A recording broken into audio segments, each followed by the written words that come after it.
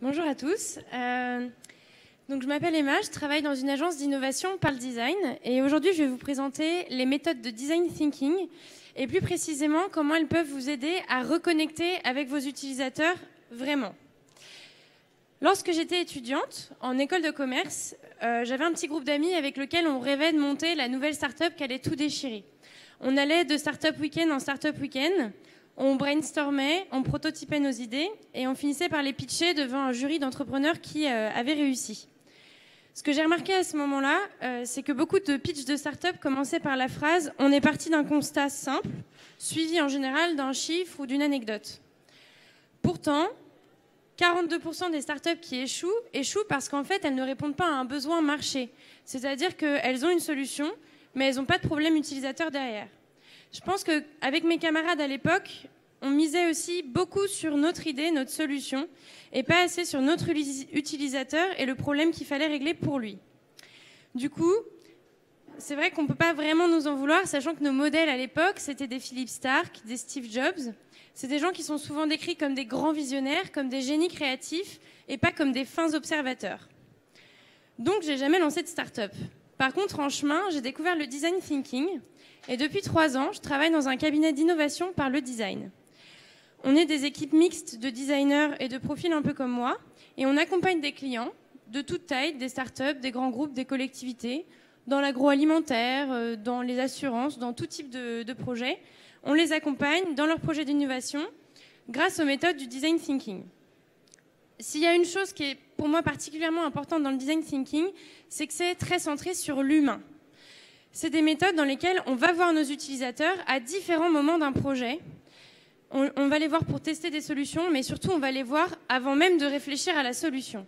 On fait une exploration sur le terrain à 360 et on remet complètement en question le brief qu'on nous a donné. En fait, on va les voir, nos utilisateurs, en utilisant des outils de type ethnographique pour comprendre leurs contraintes, leurs usages, leur environnement. On va aussi voir des non-utilisateurs et on prend tout un tas d'aspirations avant même de commencer le projet. Ce qu'on a remarqué, c'est que quand on arrive en cours de projet d'innovation, quand on rejoint des projets un peu plus tard, souvent nos clients ont survolé cette phase de prise du besoin et ils se sont basés énormément sur ce qu'ils pensaient connaître des clients, sur ce qu'ils voyaient à travers le prisme d'une relation commerciale.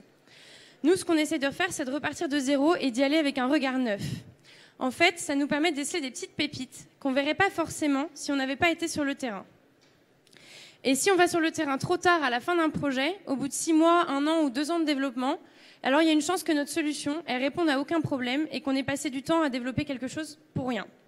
Je vais vous montrer une petite vidéo qui tourne en ce moment sur LinkedIn et sur Twitter. Je ne sais pas si vous l'avez vue. Alors vous allez voir, les enfants n'ont pas vraiment envie d'utiliser le toboggan. Moi, personnellement, si je construisais des aires de jeu, je trouverais ça extrêmement intéressant. Parce qu'on se rend compte qu'on crée des nouveaux usages, des nouvelles manières de jouer. Et ça, on ne peut pas le deviner dans une étude de satisfaction ou on ne peut pas le deviner en regardant une étude de marché. On peut juste l'observer. Et c'est ce genre de petites pépites qu'on va voir sur le terrain, ce genre de petits décalages entre un produit et son usage qui font que là, on trouve de l'innovation. C'est justement pour ça que nos clients viennent nous voir. Et quand ils viennent nous voir, ils nous demandent des études terrain, ils nous demandent de reconnecter avec leurs utilisateurs. Mais quand on leur dit très bien, on va emmener toute votre équipe sur le terrain, alors on se heurte à un certain nombre de réticences. Ces réticences, elles vont de la problématique de confidentialité classique au problème d'agenda trop rempli. Aujourd'hui, je souhaite vous présenter ces phrases que j'entends dans la bouche de mes clients et vous donner des leviers pour enlever toute barrière qui pourrait vous empêcher d'aller directement demain voir vos utilisateurs sur le terrain. Alors on commence. Les 2 premiers types de phrases que j'entends beaucoup, c'est « Oui, mais on a déjà fait une enquête de satisfaction » ou « Ce client est important, on ne veut pas se griller auprès de lui. On ne veut pas risquer de passer pour des clowns. » Alors, une première chose, c'est qu'effectivement, le but n'est pas de compromettre vos relations commerciales en allant sur le terrain. Justement, on a toujours un peu peur de s'exposer à la critique, d'aller voir les gens et leur demander « Allez-y, dites-moi tout, qu'est-ce que vous pensez de mes produits et mes services ?» Mais on sait bien que c'est nécessaire de le faire. Et c'est pour ça que ces plateformes d'avis marchent très bien. Elles permettent d'avoir un feedback. Le feedback, c'est constructif, ça nous permet d'avancer. Et c'est aussi très apprécié des clients. Alors, en allant sur le terrain, lors des phases d'exploration, vous ne vous grillerez pas auprès de vos clients. Tout simplement parce que les gens adorent donner leur avis et adorent qu'on leur demande ce qu'ils pensent et qu'on les positionne comme des experts. Je vais vous donner un exemple concret. On a été sur le terrain avec un client qui construit des maisons individuelles. J'étais avec un conducteur de travaux, donc en charge du déroulement des travaux, et la gestionnaire de service après-vente. On est allé voir un client extrêmement mécontent. Pourtant, c'était la 3e maison qu'il faisait construire avec cette entreprise. Mais là, sur la dernière maison, il avait l'électricien qui était placé à travers le plafond à 2 semaines de la livraison. Ça avait un petit peu retardé la livraison de la maison. La peinture de la façade avait été refaite 3 fois. Il y avait toujours des traces d'enduit partout. Et il n'avait pas eu d'eau chaude du mois d'octobre au mois d'avril. Autant dire que le monsieur en question, il appelait le SAV toutes les semaines. On est allé le voir et vraiment, mon client avait l'impression qu'il allait au casse-pipe et qu'il allait se faire allumer. On s'est retrouvé face à quelqu'un de chaleureux, de très ouvert et de très sympa. Pour la simple et bonne raison qu'on lui a dit « Écoutez-vous, on vous écoute, parlez, racontez-nous ce que vous avez à nous dire. Vous avez vécu une expérience pénible et on ne veut pas que ça se reproduise, alors dites-nous tout. » Et surtout, on a pris des photos, on a regardé, on a cherché à le comprendre. On lui a laissé un espace d'écoute tout simplement. Et à la fin, il avait l'impression d'être impliqué dans la résolution du problème, de nous avoir donné des solutions, ce qui était le cas, ce n'était pas qu'une impression. Mais du coup, on a créé un lien nouveau avec lui. J'irai même plus loin et je vous dirais, allez voir des gens qui ne vous aiment pas. Allez voir des gens qui n'utilisent pas vos solutions. Si vous prenez l'exemple de la Wii, pour la créer, les équipes d'innovation de Nintendo sont allées voir des gens qui n'utilisaient pas les jeux vidéo. Ils ont réalisé que les manettes de jeux vidéo étaient trop compliquées à comprendre. Ce qui fait que quand on ne comprend pas quelque chose, en général, on s'embête. Et quand on s'embête, on n'a pas envie d'y passer du temps et on ne joue pas aux jeux vidéo, tout simplement. En créant la manette de la Wii, ils ont créé une manette simple, interactive, qui reprend les mouvements classiques. Et ils ont ramené autour de la console tout un tas de personnes qui, jusque-là, en avaient été exclues. Ils ont donc créé une de leurs plus grandes innovations et la console la plus familiale qu'ils aient jamais créée. En conclusion, pour revenir sur ces 2 phrases, non, une enquête terrain n'est pas comme un questionnaire de satisfaction, c'est un peu plus que ça, on va le voir ensuite. Et surtout, aller voir vos clients ne va pas vous griller dans votre relation commerciale, ça peut juste vous permettre d'en créer des nouvelles. Le deuxième set de phrases qu'on entend souvent pour ne pas aller sur le terrain, c'est « Oui, mais on a des problématiques de confidentialité, vous comprenez, c'est un projet confidentiel » ou « Oui, mais notre consommateur ne sait pas ce qu'il veut ». Alors, sur la question de la confidentialité, je vais vous demander tout d'abord déjà de vous imaginer que vous rentrez d'une journée vraiment épuisante. Vous avez passé une journée où vous étiez de mauvais poil toute la journée. Vous avez probablement renversé votre tasse de café. Peut-être que vous êtes levé du pied gauche. Quoi qu'il en soit, vous arrivez à la boulangerie à 19h et il n'y a plus de baguette. Donc vous rentrez chez vous, vous râlez, et vous râlez principalement sur cette histoire de baguette de pain qu'il n'y avait pas.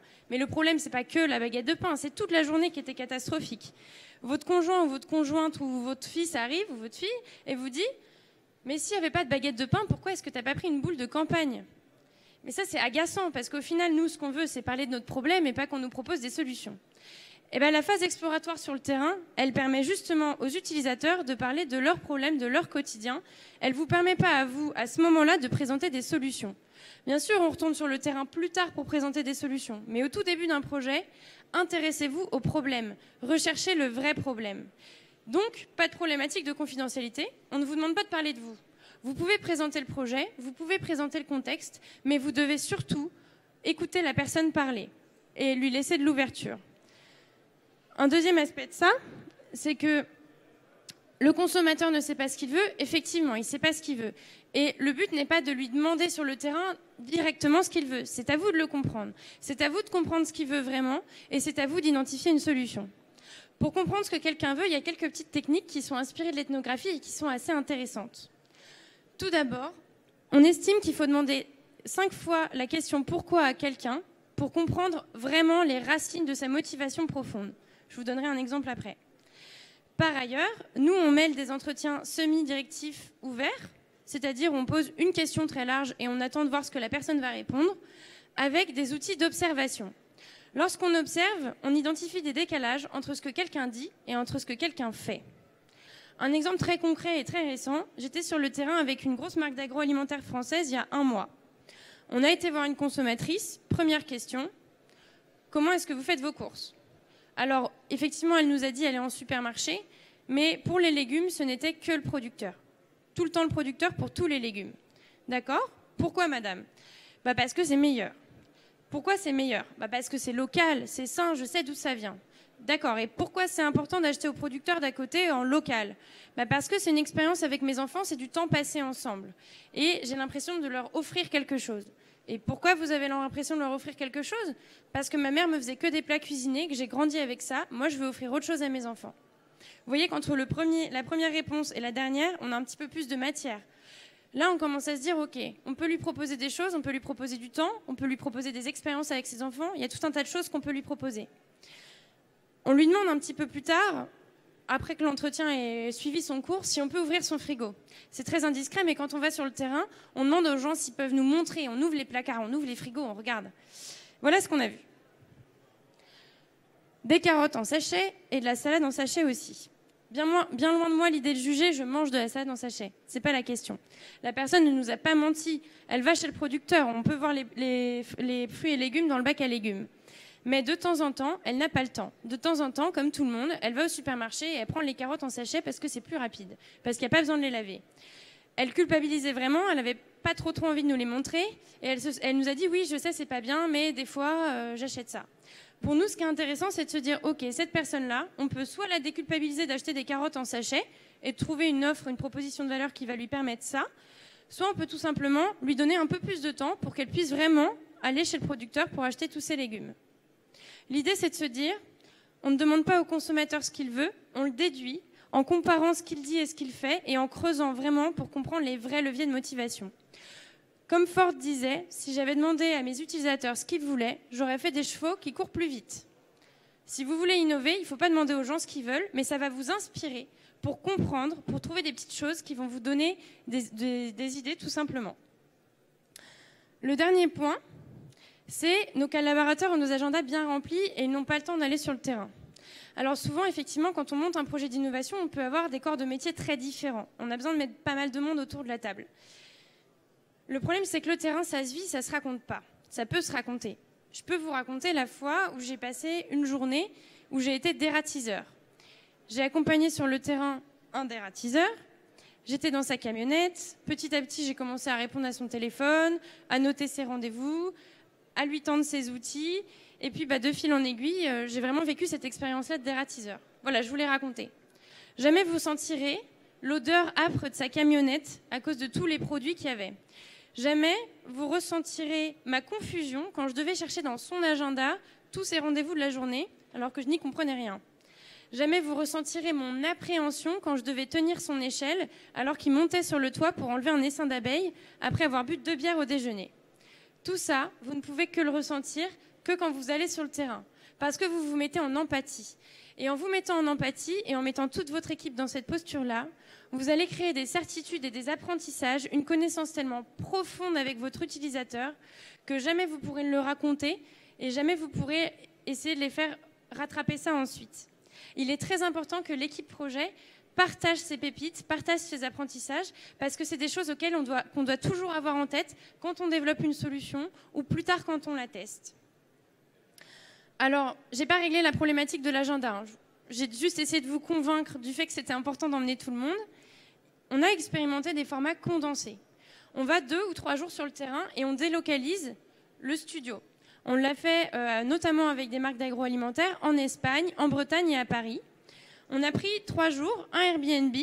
Toute la journée, on va voir des utilisateurs en équipe, avec des anthropologues, des designers et des clients à nous. On va les voir par équipe de 2-3, on interroge, etc. On rentre au Airbnb, on analyse avec des outils comme des personas, des parcours utilisateurs.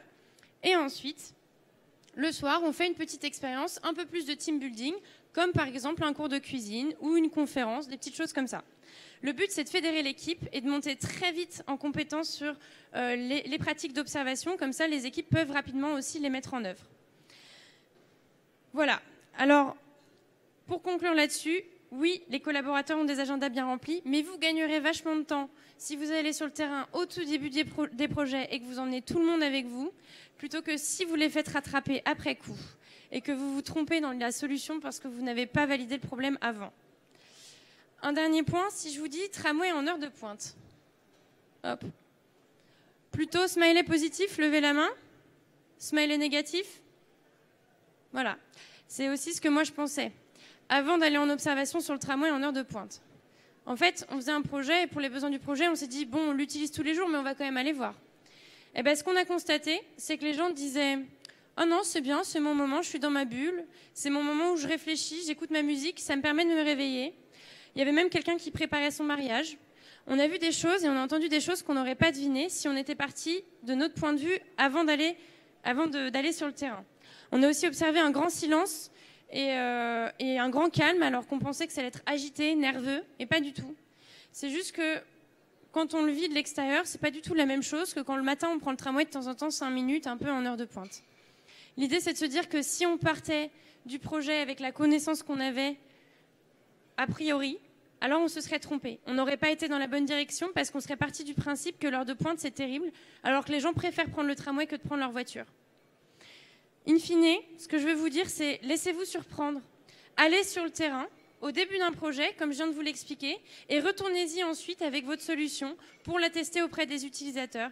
Allez le plus possible voir vos utilisateurs et n'oubliez pas d'emmener avec vous vos équipes. Merci beaucoup.